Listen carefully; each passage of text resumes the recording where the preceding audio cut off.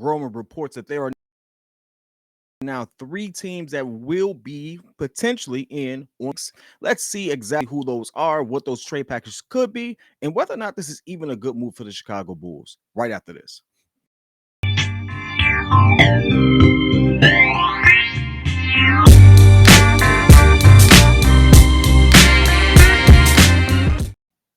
What is good? It's your boy P Kid. This is the Bulls Breeze. We are talking off the Chicago Bulls on this particular channel. Offshoot of the Windy City Breeze. You know who I am. You know what we do. Let's get into the video, man. Listen, Zach Lavine, we know this whole back and forth, this divorce it's been happening for a minute, right? Many fans have actually come to reality that we may not have Zach Lavine. Some people have welcomed it, some people are against it, but at the end of the day, it looks like that may be a full go.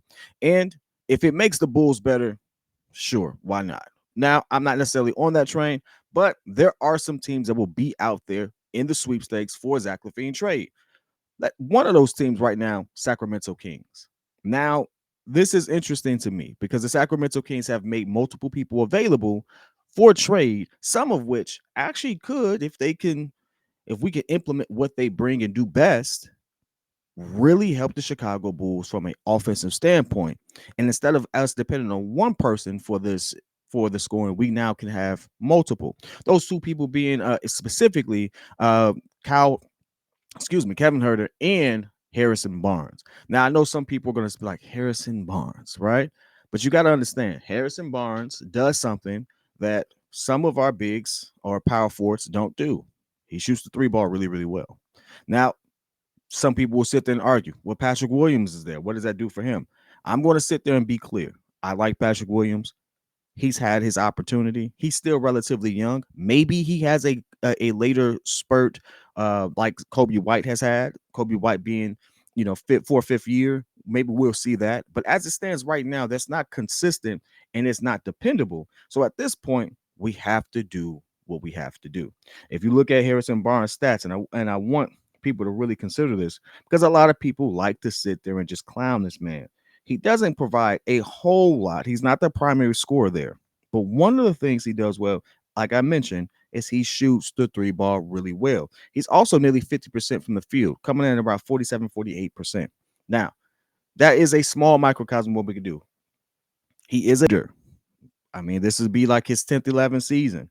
However, he is someone who's been a journeyman of sorts, but he's played consistently shooting above 40% from 3, averaging about 4 to 5 threes a game. He's shooting 0.41 from 3. Guess what? That's someone we could use.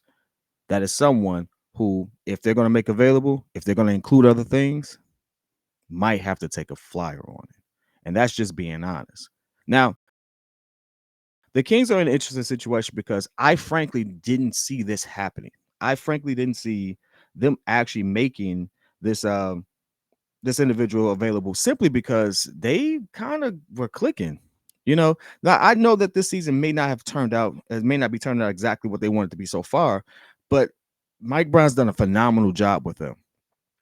But for whatever reason, they want to move on, and that's great. The other name I mentioned again, Kevin Herter, and I hope I said that, man. I probably said Cal earlier, but Kevin Herter. Kevin Herter is another individual who plays a small forward position, also plays the 2-guard position, but he does something, again, very well. Now, this season may be a little down on the statistics, but for the most part, he has averaged nearly 38% from 3. This season, he's coming in about 34. There's some reason around that, but if you've watched those games, you will see it. I do feel, and I'm confident in his ability to shoot the 3-ball, and again, be one of those rotational pieces, maybe off the bench, that still allows us to compete on a high level when it comes to shooting threes. That's the one thing that the Chicago Bulls didn't do well last season. We weren't a great three-point shooting team. In fact, there was a point in time where Kobe White and Patrick Williams for sure, had more 3-pointers made than DeMar DeRozan had attempted. Let me say that again. We're talking about Patrick Williams, who averages 10 points a game. He made more threes than DeMar attempted. Do with that information what you will. But what I am trying to get across is there is a reason and rhyme and reason to us actually looking at that as a viable option. Now, what this does for the Kings is it adds another dynamic score to what they already have with Malik, De'Aaron Fox, and Sabonis. I think that team will be phenomenal. I think it will give Zach an opportunity to actually compete at a high level for a championship. I think that will be the Bulls even doing him a solid to do so, and it being a win-win situation. Anyone who looks at it differently, I'm sorry, it's like a little hate in your blood, but I want Zach to do well. I want him to have the opportunity to be on a team that could put him in that position so we can maximize his opportunity and his ability, because we weren't that. Realistically, I looked at Zach Lavine much like I look at Justin Fields for the Chicago Bears. I love the team, but maybe we weren't in the best position to capitalize off of what they can do and what they can bring. That's just how I looked at it. And if you're a true Bulls fan, true Chicagoan, you kind of get where I'm coming from. You may not necessarily mean the Bulls have been trash and Zach was there, and we got a little better and Zach was there, and we had promise, but we got injured and Zach was there. It is what it is. Moving on to the next team, though. This team I actually spoke about on my channel, PK Talks NBA. If you are new to the fact that I do that channel as well, hey, listen, sub, you're going to get some of that info as well. That's where I talk all NBA, not just the Chicago Bulls, because I am a true NBA fan. NBA is my thing. However, getting back to the point, the Golden State Warriors. The Golden State Warriors have been a dumpster fire this season. And really, I can't even describe it. It's hard to really root for a team where you see they have so much potential. They've been winning. They've structured themselves to win. They've been dominant for a minute. Realistically, we've talked about them off the backs of Steph Curry and others for a very long time. But it's been going haywire for them. Draymond hitting everybody and their mama. Andrew Wiggins, I don't know what's going on with Buddy. Steve Kerr, for some odd reason, doesn't like coaching his young players. Don't even give them enough opportunity. So it could be something that's happening there that is just not translating to good basketball. With all that being said, they may be looking for some change. And a couple of names are coming up. Andrew Wiggins was one of them. Now, I would take Andrew Wiggins on the Chicago Bulls in a heartbeat. We've seen what he can do. We've seen it doing on the biggest stages in the NBA. He's played phenomenal defense when they really needed him to for Golden State. He played great defense on Jason Tatum, who, I mean, listen, if it wasn't for Andrew Wiggins, Jason Tatum probably went off the same way he went off on Philly for on Golden State in that championship run there. So, I mean, I love what they did. Now, this is a what have you done for me lately league. He hasn't played as well and consistent as of late, but I do think that's a lot of the culture issues happening there. The team just is not as motivated as they once were. And I think Steve Kerr plays a huge part in that and just how he has managed that entire system and things of that nature. But nonetheless, that's not the Chicago Bulls business. Whatever their problem is, they are in the hunt for some pieces to revitalize their team and get some help around Zach Lavine. Guess what? Excuse me, Steph Curry. And guess what? Zach Lavine can give them exactly what they want from a scoring threat. He's an aggressive two guard who I think will fit in nicely. I think he would give the Warriors exactly what they need. And ultimately, if Wiggins is available, if Kuminga is available, I look at Kuminga is what I thought P. Will would be. And Kuminga doesn't get enough tick. But when Kuminga plays, he goes out there and he gets it. Now, as a young player, he has his ups and downs. Not going to lie. Some games it's like, but some games it's like, yo. And he's playing on a legendary team. He's had experiences that most of the people on the Bulls have never experienced. And so I look at that. I look at what he could bring to this table, especially with the young guys that we have, and just that wealth of knowledge and experience that he has. And that trajectory I get excited about because I'm like, he'll be a piece that helps us in so many ways. He can really be what we wanted Patrick Williams to be. Now, I hate the fact that it comes at Patrick Williams' expense if he was on this team. I don't care what anybody says. If Kuminga's on this team, he's starting over Patrick Williams. Is it fair? I don't care. I'm gonna be honest. I don't care. But those are the teams. That's a team that's there. Now, some people heard it with the Draymond thing and this, that, and the other. You see all that speculation on Twitter. Reddit is going nuts right now. That is one of those things I'm like, hey, maybe not. I would like Draymond. I think he brings that mentality, but I don't think Golden State is going to move off. And with Draymond saying that he almost thought about retiring, I highly doubt that he would sit there and come back just to be moved to the Chicago Bulls. But who knows? I'm not gonna sell ourselves short. But again, the whole point of this video is to let you know that these teams are interested. The Warriors are in a hey, we got to do something type situation. The Bulls are trying to move on from Zach Lavine, and he provides them exactly what they need from a scoring perspective. And they have some interesting pieces that will look good in the Bulls jersey. Happy to see how that develops.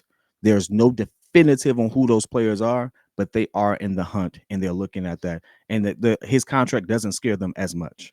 Last but not least, and I saved this for a reason because this is something we've talked about ever since Zach Lavine got with Clutch Sports.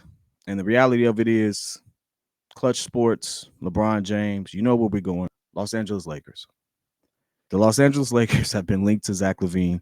Even last season, there were some rumors of Zach Lavine going to the Lakers. In the moment we all saw that, Rich Paul and all of them was going to be representing them, we all said, well, just pack the bag right now. Like, we know where this is going. It happens every time. All of a sudden, miraculously, the Lakers lose. The coach is the problem and the players can't play and they need to make some changes. And then all of a sudden you see the newest representative or the newest addition to the Clutch Sports roster get moved or traded because of some disgruntled uh, or some divorce or something. You get where I'm going with it. We don't have to keep breaking it down. I'm tired of doing the air quotes. At this particular point, the Lakers are still in these Zach Lavine talks. Now, this has kind of been a back and forth thing. Maybe they are, maybe they aren't, but they are not getting what they want from Cam Reddish, unfortunately, who I think can ball, but he's not Zach Lavine. They're not getting what they want from D'Lo, who can ball, but it's not, again, not giving them what they wanted. And they are not getting what they want from Rui Hachimura, who I think, although he did have a good, nice little run when he first got to that team, I think ultimately I'm going to be honest with you. I'm a LeBron James fan for everything he's done for the game of basketball. I'm not a fan of how everyone all of a sudden becomes a scapegoat for his for his mistakes. I'm going to be honest with you. I've never get so much credit in spaces where he's like, dog, if you just did this differently, you get a different result. But I've always been the elk that I have not seen a lot of people get in a system that involves LeBron James and get better. I've seen them all have to sit there and take a step back in their games, and I've seen them all have to sit there and pretty much take the blame when they don't win. But Zach Lavine and the Lakers are tied together, mainly because of everything I mentioned before. And if you really look at it, Zach Lavine can help provide them with some things that ultimately they just don't have and they're not getting in 2 or 3 players. And those 2 or 3 players could look good in the Bulls jersey. Honestly, if D'Lo is available, I've already said it. D'Lo to me is more of he attempts to be more of a traditional point. Is he really, really good on defense? No, he's about league average. I want people to understand the league doesn't play good defense anymore. Offenses are better. It is harder to sit there to be in a reactionary situation when you have someone who is also just as skilled, just as fast, and has more. I mean, the rules kind of don't apply. I could take 4 steps now at this particular point. So it's harder to do that. I'm not making excuses, but it just is what it is. But D'Lo also at one point was all-star caliber, also was averaging nearly 8 assists at one point, close to it, if I'm not mistaken, points a game. And he is a 3-point shooter. In fact, D'Lo does exactly what we wanted Javon Carter, which is hit threes, pass, and again, occasionally take other shots. Everyone thought I was crazy and hating when I said Javon Carter wasn't it. I'm like, he was a backup for a reason. He was a backup to the backup, and he barely played. But D'Lo actually does it. Now, if you're on the Zach Lavine train, it doesn't matter if you get D'Lo or not. If you're just trying to move Zach Lavine and get some comparable pieces, Rui Hachimura being a part of that, D'Lo being a part of that, that actually is not a bad deal at all.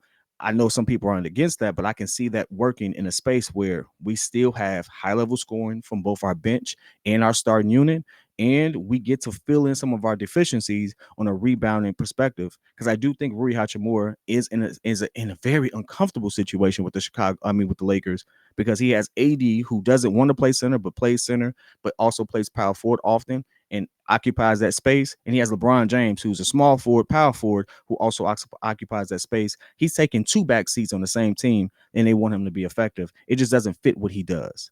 Yet Rui Hachimura can do exactly what we wanted Patrick Williams to do. Now, I hate the fact that I'm making Patrick Williams a butt of these jokes, but again, chosen 4th overall. This is an Acme bust. I don't care what anyone says. He may be a good journeyman. He may be a solid player. And again, I am rooting for the kid. I'm rooting for anyone who gets a chance to live their dream. Absolutely. He just not it. Don't kill nobody else. He just not it for what we need. And he could go somewhere and blossom. And I hope he does. That hash is about fit. He doesn't fit what we're trying to do because honestly, he's just a little too passive at times. He just really is. And at this point,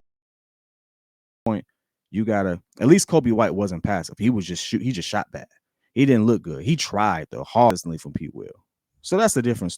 But overall, there are pieces out there. There are teams who will sit there and actually entertain Zach Lavine. And a lot of these teams, again, have pieces that aren't working for them, but may really do wonders for the Chicago Bulls. Now, whether you think it's whether you're on the train or not, I want to hear your other teams that are missing. These are the ones that have been recently reported over the weekend. I know this is heading into the game versus the Hornets, which again, we won Friday. We should be able to win today, but we wanted to give you all this particular update today to let you all know that although he's back, although he's playing, and hopefully he's playing well, this is leading to more conversations and more teams are making more people available as we get closer to this trade deadline. Hopefully, AK actually pulls the trigger and does something. We'll talk about that in a later video and good sets in the best position. But again, whether it's love, whether it's hate, you all let me know. I want to hear your thoughts. I'll be in the comments with you all. Till next time. Peace.